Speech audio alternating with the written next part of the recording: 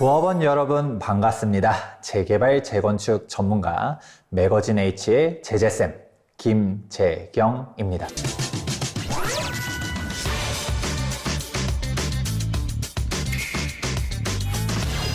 오늘 이 시간에는 여러분들이 정말 관심 있어 하는 분야에 대해서 설명해 드릴까 합니다. 바로 자녀한테 증여 어떤 식으로 할 수 있는가입니다. 여러분들이 주택을 가지고 있는데 뭔가 여윳돈이 더 있어요. 그러면 자녀한테 뭔가 사주려고 했었을 때 이 재개발 재건축을 또 사주고 싶다라고 하면 이게 또 사줘도 되는가? 또 여기서도 동일 구역 내 물건을 또 사주려고 하면 이게 또 어떤가? 이 부분에 대해서 오늘 깔끔하게 정리해 보도록 하겠습니다. 우선 하나씩 짚고 넘어가 보도록 하겠습니다. 일단 자격 요건인데요. 일단 우리가 자녀한테 부동산을 사줬었을 때 세금은 어떻게 될까요? 여기에서도 명확한 기준점들을 알아야 합니다. 바로 무엇이냐면 이 세 목별로 다르다라는 부분들을 일단 이해하실 필요가 있는데요. 여러분들은 아마 양도소득세 기준으로 많이들 알고 계실 겁니다.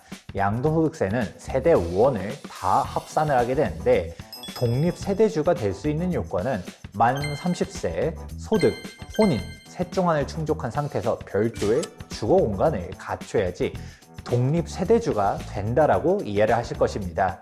네, 맞습니다. 근데 정확하게는 여기서 말하는 독립세대주는 양도소득세에 따른 독립세대주라는 것을 알아두실 필요가 있는데요. 그러면 똑같은 세법이라 한다 하더라도 세 목별로 다를 수 있다는 것을 이해하실 필요가 있습니다. 우선 대표적으로 종합부동산세 같은 경우는 인별과세가 원칙입니다. 원래 처음 출발했을 때는 합가를 했었다가 이게 헌법 불합치 판정을 받았거든요. 그래서 인별과세로 바뀌게 되었고요. 공제만 세대 합산입니다. 예를 들어서 아빠가 1주택자다 라고 하면 11억 공제를 받을 수가 있습니다. 1세대 1주택자니까요. 그런데 집이 두 채 이상이라고 하면 이야기가 달라지겠죠. 아빠가 혼자서 A주택과 B주택을 둘 다 가지고 있다라고 하면 6억 공제로 떨어지게 되고요. 그리고 다주택자 중과세율이 적용되게 되겠죠. 그런데 여기서 아빠가 한 채, 엄마가 한 채 이런 식으로 가지고 있다라고 하면 인적 공제가 1세대 다주택자 같은 경우는 6억 공제가 각각 들어가게 됩니다. 그러면 아빠도 6억 공제, 엄마도 6억 공제에서 총 12억 공제를 받을 수 있게 되는 것이고요.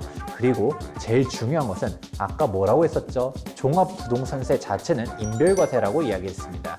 그렇기 때문에 아빠도 1주택자에 따른 세율, 엄마도 1주택자에 대한 세율로 갈 수 있기 때문에 종부세 폭탄에서 벗어날 수 있다는 것이죠. 이거는 자녀 역시도 마찬가지입니다. 자녀한테도 주택을 사줬다라고 했었을 때 6억 공제 똑같이 받을 수 있고요. 그리고 인별과세로 넘어가게 됩니다. 자녀가 미성년자면 안 되는 거 아니냐고요? 아닙니다. 극단적으로 이제 자녀가 돌잔치를 했어요. 그래도 자녀 앞으로 집을 사줬었을 때 6억 공제 똑같이 받을 수 있고 인별과세로 들어가지게 됩니다. 그러면 내가 다주택자라고 하면 종부세 폭탄이 나타난다 라고 이해를 하고 있었다라고 하면 반은 맞고 반은 틀린 것입니다. 내가 다주택자라고 하면 종부세 폭탄이 터지겠지만 우리 가족이 다주택자다, 정확하게는 가족 명의당 1주택씩 가지고 있다라고 하면 종부세 폭탄에서 피해 나갈 수가 있게 되는 것이죠. 제재. 그리고 소득세에 대해서도 한번 알아보도록 할까요? 소득세는 이렇게 세 가지만 기억하시면 됩니다. 첫 번째로 1주택자는 월세 비과세, 2주택자는 전세 비과세, 3주택자는 전세도 간주임대료 부과입니다. 그러면 여기에서 생각해 보았었을 때 말하는 1주택자라는 것은 세대 기준이 아니라 인별이라는 게 핵심 포인트고요. 종부세와는 살짝 다른 거는 아까 종부세는 무조건 1인 1주택자로 보게 되는데 주택 임대소득의 경우는 인별과세가 원칙이기는 하나 부분은 합산을 합니다. 이 경우도 피해 나갈 수 있는 길이 있다는 것이죠. 어떤 식으로 피해 나갈 수 있는가? 자, 한번 그림을 그려보도록 하겠습니다. 아빠가 1주택, 엄마가 1주택, 아들이 1주택인 것이죠. 그러면 이때 임대소득을 한 푼도 안 낼 수 있는 길이 있습니다. 일단은 거주하는 주택이 있겠죠. 아빠가 가지고 있는 집에 거주를 한다라고 가정해 보겠습니다. 그러면 엄마가 가지고 있는 주택은 월세를 놓고 있었다라고 하면 이주택자는 월세 과세라고 하지 않았습니까? 그렇다 보니까 월세를 놓고 있다라고 하면 세금을 내야겠지만, 근데 전세를 놓았다? 그러면 이주택자는 전세 비과세라고 했었죠. 그래서 극단적으로 정말 초고가 주택에서 전세 보증금만 40억을 받았다? 라고 한다 하더라도 간주임대료를 한 푼도 내지 않습니다. 그리고 마지막으로 자녀 같은 경우는 인별과세라고 이야기하지 않았습니까? 그렇기 때문에 자녀는 극단적으로 월세를 1,000만 원씩 받는다 하더라도 세금을 한 푼도 내지 않고요. 여기서도 중요한 거는 자녀가 미성년자라 하더라도 역시 문제가 없다라는 것이죠. 다만 월세가 그렇게 비싸다라고 하면 1주택이긴 하지만 월세가 과세되는 기준이 있긴 합니다. 바로 고가주택 같은 경우 월세 과세인데, 이 고가주택의 기준은 공동주택 가격이 9억을 초과하는 주택을 말하게 됩니다. 그런데 여기서도 자녀한테 공동주택 가격이 9억을 초과할 정도의 고가주택을 사줄 정도까지는 아니다 라고 하면 월세를 받아도 상관이 없는 거고요. 설령 비싼 주택을 사줬다 한다 하더라도 전세를 놓으면 상관이 없기 때문에 주택임대소득에서는 벗어날 수가 있게 되는 것이죠. 집중! 자, 그러면 여러분들이 이렇게 종부세와 소득세에 대해서 알아보았는데, 그러면 양도소득세는 결론적으로는 만 30세 소득 혼인 셋 중 하나 충족하기 전까지는 결국 다주택자 중과세율 30%나 20%나 이렇게 두드려 맞는 거 아니냐라고 반문하실 수가 있는데요. 이거 역시도 피해 나갈 수가 있습니다. 그냥 내가 다주택자라고 가정해 버리면 이건 답이 없는 것이죠. 그냥 무조건 다주택자에 대한 세금들을 두드려 맞게 되는 것인데, 그러면서 여러분들이 하는 이야기가 뭔가요? 아, 세금 너무 많다. 언젠가 세금이 바뀌지 않겠냐라고 하면서 그냥 행복회로를 돌리시는 분들이 있는데, 그렇게 하면 안 된다라고 이야기를 하는 것이죠. 정권이 언제 바뀌고 세법이 어떻게 바뀌고, 더군다나 세율 같은 경우는 국회에서 변경을 해야 되는 상황인데 이게 쉽지가 않다라는 것이죠. 설령 정권이 바뀌었다 하더라도 국회가 그대로다라고 하면 이 부분 같은 경우는 우리가 예단할 수가 없는 부분인 거고요. 그리고 언제 바뀔지 알 수가 없다라는 것이죠. 그런데 지금 자녀한테 사줬다 라고 하면 자녀는 언젠가 성인이 될 것이고요. 언젠가는 소득이 생기겠죠. 그러면 자녀는 1세대 1주택자가 돼서 비과세 요건도 만족할 수도 있다는 게 핵심이라고 할 수 있습니다. 그러면 자녀가 비과세 요건이 충족할 때까지 보유에 따른 세금이 어떠냐라는 게 가장 쟁점이라고 할 수 있는데, 그런데 아까 이야기해드렸죠. 종부세와 소득세는 인별과세가 원칙이다. 자녀가 주택을 가지고 있다 해서 문제될 게 없다라는 것이죠. 근데 여기서 마지막으로 취득세가 조금 문제가 되게 됩니다. 취득세 같은 경우도 양도소득세와 동일한 요건이 적용되게 되거든요. 그래서 자녀한테 주택을 사주려고 했었을 때 다주택자 취득세율 2주택자라면 8.4, 3주택자라면 12.4%의 세율이 적용이 되게 되는 것이죠. 그런데 재개발로 가게 되면 이걸 피할 수 있는 규정이 있다는 이야기 제가 앞서서도 한번 설명해 드린 적이 있었습니다. 바로 무허가 건축물인데요. 무허가 건축물 같은 경우는 장점과 단점이 공존하다라는 이야기 해드렸었죠. 바로 어떤 부분이냐, 취득세는 4.4%로 가게 되는데 양도세로 보게 되면 다주택자 중과세율 포함된다, 그런 이야기를 했었지만 이게 그래서 딱 자녀한테 증여용으로 좋게 되는 것입니다. 왜냐? 도로라든가 통상가라든가 다주택자가 취득한다 하더라도 전혀 세금적으로 문제가 없는 물건 같은 경우는 그냥 다주택자가 막 돈 싸들고서 살려고 하다 보니 가격대가 비싸거든요. 감정가격, 도로 같은 경우는 얼마 하지도 않는데 매매 금액은 어마어마하게 비싸고 그렇지만, 이 무허가 건축물 같은 경우는 세금적으로 완벽하게 피하는 게 아니다 보니까 가격이 그렇게 비싸지가 않습니다. 그렇다 보니까 이런 부분들을 자녀한테 사준다라고 하면 여러분들은 완벽하게 세금 세팅을 하는 투자가 될 수 있는 것이죠.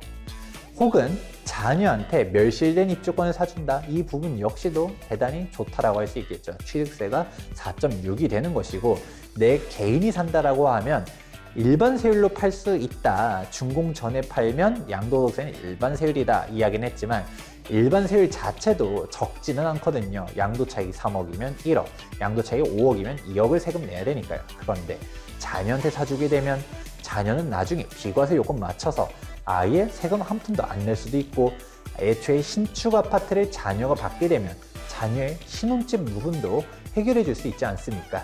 그런 식으로 갈 수 있다 보니까 재개발 지역을 자녀한테 사주는 사람들이 정말 많게 되는 것이죠. 자, 그럼 이렇게 세법적인 요건들을 쭉 알려드렸는데 그럼 여기서 그 다음 스텝으로 넘어가 보도록 하겠습니다.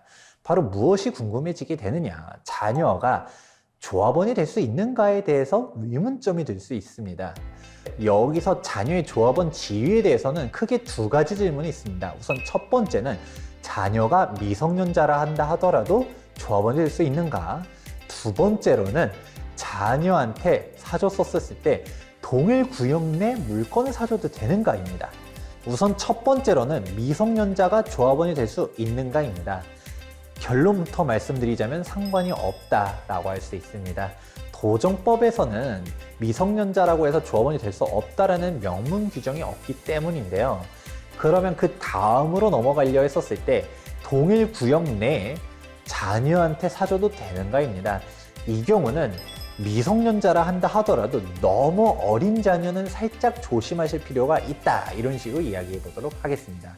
바로 어떤 내용 때문이냐, 일전에 다물권자 이야기할 때 언뜻 간단하게 설명한 적이 있었죠. 바로 엄마가 한 채, 아빠가 한 채, 자녀가 한 채 이렇게 있었을 때 1세대 다물권자지만 자녀가 나중에 세대 분리를 하게 되면 독자적인 분양 신청 권한을 가질 수 있다라고 이야기해 드렸었고요. 여기서 말하는 세대 분리의 기준은 민법상 성년이기만 하면 된다라고 이야기했습니다. 도시 및 주환경정비법 39조를 보게 되면 미성년자 같은 경우는 세대 1으로 보기 때문에 단순히 세대 분리가 중요한 게 아니고 만 19세 이상이 넘어간 자녀가 세대 분리를 해야지 독립세대주로 별도로 보게 됩니다. 그런데 여기서 말하는 독립세대주라는 거는 앞서 말씀드렸었던 세법적인 독립세대주와 다르기 때문에 소득이 없어도 상관없다는 사실 인지해 두시면 좋겠습니다. 자, 그럼 이런 식으로 가게 되면 내가 정말 너무 좋은 구역이에요. 그래서 아빠도 조합원이지만 아이한테도 하나 사주고 싶다. 그러면 적어도 자녀가 지금 고등학생이다 라고 하면 적어도 분양 신청 전까지 만 19세가 넘어갈 수 있는가, 이런 요건들을 생각해서 증여하시면 좋을 것 같습니다. 제재쌤의 요점 정리, 이것만은 꼭 기억하세요. 기본적으로 모든 세대 기준을 하나로만 기억하면 안 된다. 세목별로도 다르고 법률적으로 다 다르다라는 것을 인지할 필요가 있습니다.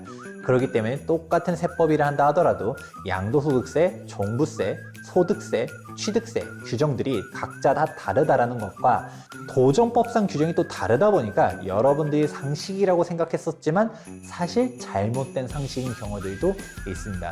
그래서 이런 규정들을 정확히 알고 나면 내가 투자를 하려 했었을 때, 자녀한테 증여를 더 해주려고 했었을 때 길이 없는 줄 알았지만 길이 있을 수 있다는 부분 명심해 주시면 좋을 것 같습니다. 미성년자한테 재개발 구역에 어떤 뭔가 물건을 증여했는데 재산 가치가 많이 올라가면 그 추가로 상승한 부분에 대해서 또 세금을 추가로 내야 되는 경우가 있나요? 이게 상증세법 42조 3의 1항 규정 때문인데요. 이 규정만 읽어보면 뭔가 개발이 될 만한 곳에 자녀한테 사줬다 라고 하면 그 개발 이익에 대한 부분들도 증여세를 부과할 수 있다라는 걸로 보여요. 그런데 이거를 재개발, 재건축을 확대 해석할 필요가 없다라고 이야기를 해드리고 싶습니다. 이 규정은 바로 어떤 규정이냐면, 예를 들어 아버지가 개발 사업을 하시는 분이에요. 그래서 내가 토지를 사는데 여기에다가 건물을 올려가지고 재산 가치를 증대할 게 너무 눈에 보인다 라고 하면 그 토지의 일부를 자녀 명의로 사주는 거죠. 그러고서 아버지가 개발 행위를 한다. 그러면 토지의 자산 가치가 크게 상승하겠죠. 이런 식으로 편법 증여를 하지 말도록 하기 위해서 만들어 놓은 규정이고요. 이 규정의 핵심적인 사항은 이렇게 이해하시면 됩니다. 일단은 특수 관계자여야 되는 거고요. 직접적인 개발 행위가 있어야 됩니다. 그런데 뭔가 이 법조문만 놓고 보면 사실 개발 행위 이런 부분들, 시세 차익이 예상되는 부분들, 당연히 재개발, 재건축을 투자한다라고 하면 당연히 신축 아파트가 되었었을 때 가격대가 상승하게 눈에 보이잖아요. 그래서 뭔가 적용될 것처럼 보이긴 하지만 그동안의 해당 규정으로 인해서 부과되는 과세 사항들이라든가 아니면 유권 해석이라든가 살펴보게 되면 실제로 재개발, 재건축으로 인해서 부과된 사례들은 없고요. 이 부분이 부과되는 사항들은 아까 말했었던 특수관계자의 아버지가 개발하는 사업이 되게 되는 거죠. 그러니까 일반적으로 아버지가 조합원이다 라고 했었을 때 그래도 자녀한테 뭐 똑같은 구역 내에 재개발지역을 사준다라고 한다 하더라도 내가 개발행위라는 게 아니잖아요. 나는 조합원이고 자녀도 조합원이고 이해관계가 있지 않기 때문에 상관이 없다. 이런 정도로만 이해하셔도 될 것 같습니다. 오늘 수업은 여기까지. 예습과 복습은 철저히. 지금까지 매거진 H의 제재쌤 김재경이었습니다.